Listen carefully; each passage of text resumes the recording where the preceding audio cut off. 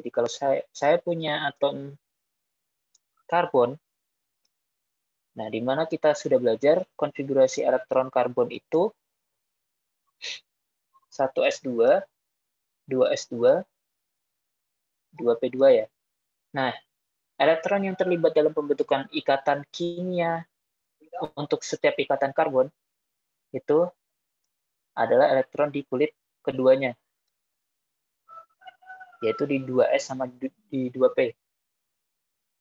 Nah, ada 4 elektron totalnya. Nah, elektron yang terlibat dalam pembentukan ikatan kimia itu yang kita namakan elektron valensi. Elektron yang di kulit 1s itu gimana? Nah, dia tidak terlibat sama sekali, hanya diam di atom S-nya, atom karbonnya. Jadi dia tidak ikut apa-apa, tidak ikut terlibat dalam pembentukan ikatan kimia nantinya. Nah, jadi elektron valensi merupakan jumlah total elektron yang berada di kulit terluar suatu atom. Nah, elektron valensi inilah yang terlibat dalam pembentukan ikatan kimia. Kemudian setiap atom akan memiliki kecenderungan menjadi stabil dengan mengikuti kestabilan gas mulia, di mana kulit terluarnya terisi penuh elektron. Nah, kalau teman-teman tuliskan semua konfigurasi elektron gas mulia itu unsur-unsur golongan 8A, mulai dari helium, neon, argon, kripton. Kalau teman-teman tuliskan konfigurasi elektronnya, teman-teman akan dapatkan untuk helium itu dia hanya memiliki 2 elektron. Sementara untuk gas mulia yang lain, itu memiliki elektron valensi semuanya 8, kecuali helium ya.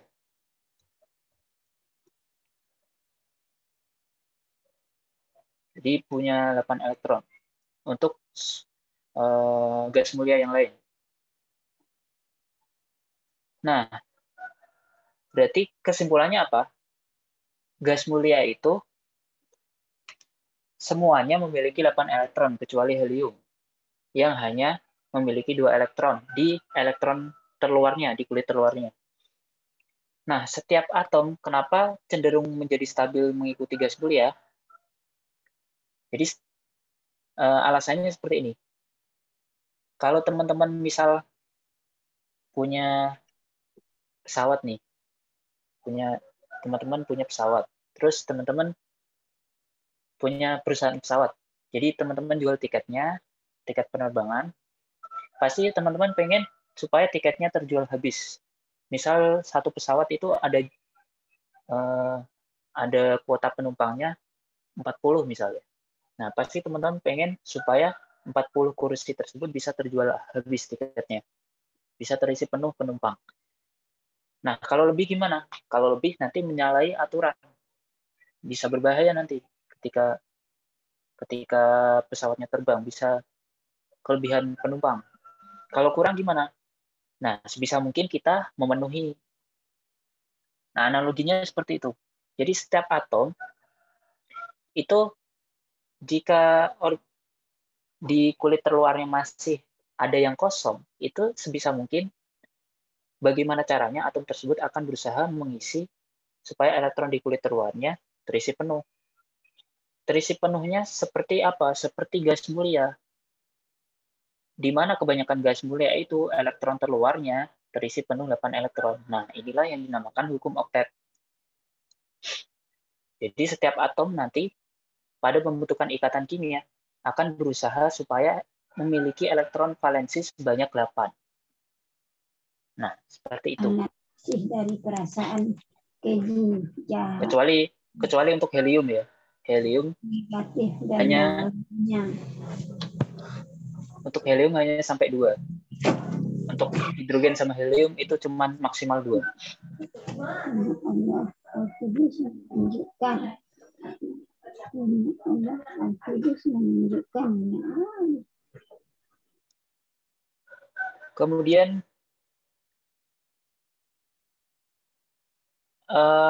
ada namanya simbol Lewis. Kenapa harus ada namanya simbol Lewis? Karena kalau teman-teman menggambarkan ikatan kimia, nggak mungkin teman-teman gambarkan atomnya. gambar bola, terus gambar elektron gitu, misal E gini, terus teman-teman gambar ikatannya. Nanti kalau senyawanya terdiri dari banyak unsur, nanti gambar kita akan susah cara menggambarnya. Nah, supaya mempermudah untuk kita menggambar suatu atom, ketika dia membentuk ikatan, maka kita gambarkan dalam simbol Lewis. Nah, untuk mempermudahnya, kita gambarkan dalam simbol Lewis. Jadi tinggal kita tuliskan unsurnya, dia unsur apa, hurufnya apa. Nah, huruf unsurnya apa, terus kita gambarkan elektronnya sebagai titik. Yang kita gambar elektronnya hanya elektron valensinya saja. Seperti ini. Contoh, untuk golongan 1A, itu kalau teman-teman tuliskan konfigurasi elektronnya, nanti pasti dia hanya memiliki satu elektron valensi.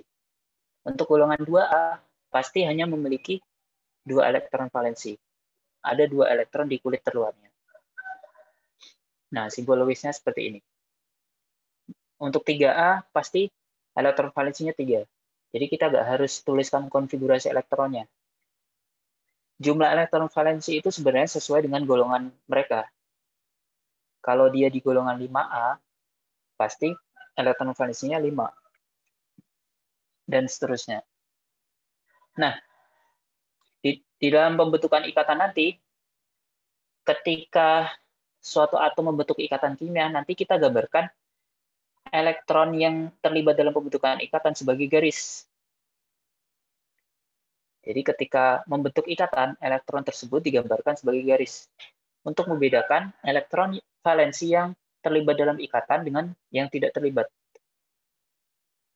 Kalau teman-teman gambarnya dalam titik silang, itu juga nggak apa-apa sih sebenarnya. Tapi ya kalau saran saya kan lebih baik ikatannya ditulis sebagai garis, terus elektron bebasnya digambarkan sebagai titik. Kenapa seperti itu? Kalau teman-teman gambar, misal HNO3 ya, teman-teman gambar seperti ini. Terus nanti oksigennya seperti ini.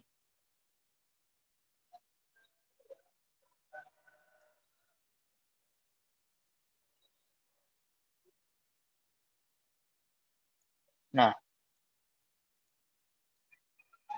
kira-kira kalau melihat gambar seperti itu,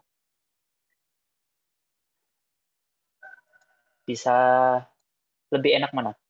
Yang kanan atau yang kiri? Melihat gambarnya. Kalau saya lebih enak yang kiri.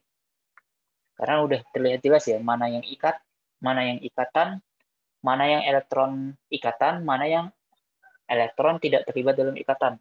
Elektron valensi yang bebas. Jadi kalau saran saya gambarnya seperti ini saja. Oke. Nah, kita langsung ke ikatan kimia. Jadi ikatan kimia itu sebenarnya terbagi menjadi 2 macam saja. Cuman ada 2 macam, ikatan ionik dan ikatan kovalen.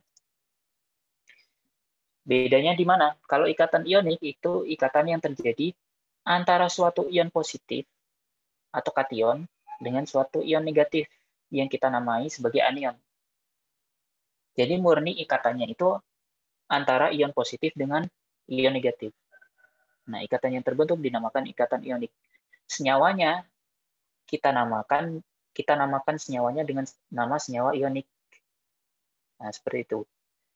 Nah, senyawa ionik waktu kita belajar kemarin di bab 1, itu kan biasanya terbentuk antara unsur logam dengan non-logam ya. Nah, itu ikatan ionik. Kemudian ikatan yang kedua adalah ikatan kovalen. Ikatan kovalen itu terbentuk antara 2 atom di mana terjadi penggunaan bersama elektron dari salah satu atau dari masing-masing atom. Jadi kalau ikatan kovalen itu ikatan yang terbentuk antara atom dengan atom. Kalau ionik, ion positif dengan ion negatif. Intinya di situ perbedaannya. Nah, nanti ikatan kovalen itu terbagi menjadi ikatan kovalen tunggal, ikatan kovalen rangkap. Nanti rangkap itu ada rangkap 2 dan rangkap 3. Dan terakhir ikatan kovalen koordinasi. Nah, selain itu nanti ikatan kovalen juga dibagi menjadi ikatan kovalen polar dan non-polar.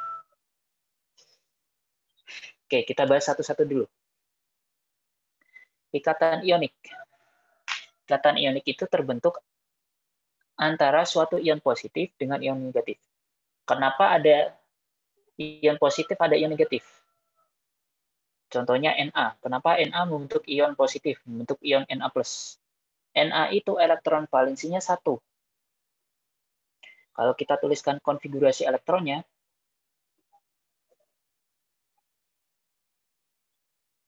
Na itu 1s2, 2s2, 2p6,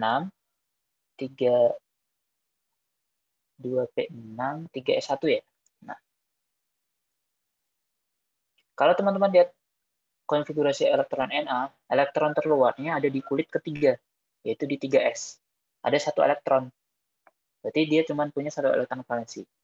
Nah, untuk menjadi 8, caranya gimana? Berarti dia butuh 7 dong. Nah, cuman kalau dia jadi 8 butuh 7, itu kan sangat jauh.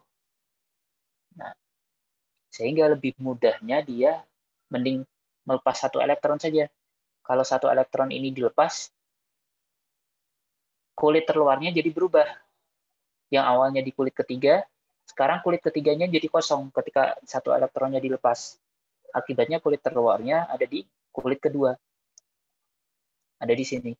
Nah, kalau teman-teman lihat, kulit terluarnya sekarang jadi 8 elektron. Dengan ketika Na-nya melepas 1 elektron terluarnya. Nah, sehingga rata-rata unsur logam itu lebih cenderung melepas elektron daripada menerima elektron. Karena lebih dekat supaya jadi oktetnya.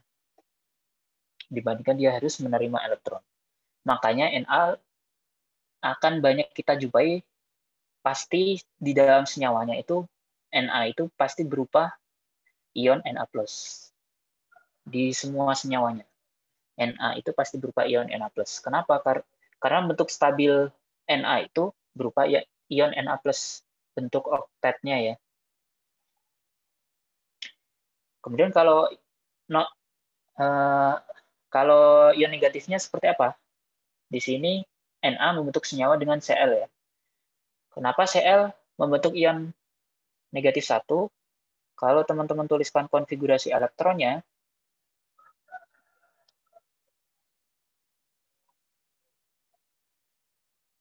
Cl itu elektron valensinya 7. Berarti untuk jadi 8 tinggal nambah 1 saja. Berarti